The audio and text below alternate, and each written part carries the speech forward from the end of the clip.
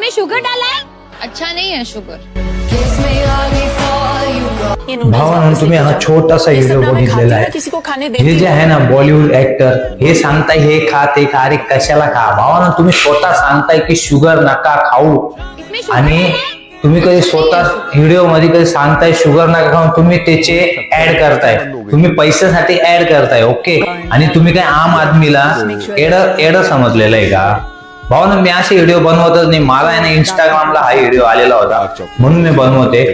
हे कधी सांगताय शुगर नका खाऊ, चॉकलेट नका खाऊ, नूडल्स नका खाऊ, म्हणजे स्वतः नाही खात पण ऍड जे आहे ती हे करणार. आता हा सांगतो, त्याला एक मीडियावाला विचारतो की भावा तू विमल का खातो, मरून जाशील. तर तो काय म्हणतो, शाहरुख खान काही मेला का? अरे कधी शाहरुख खान तो खातच नाही तर तो कसं काय मरणार आहे भावा? त्याने कधी खाल्ला असतं ठीक आहे, ते फक्त ऍड करताय, ते ऍड करताय. आम आदमीला त्यांनी एड बनवायचं काम केलेलं आहे.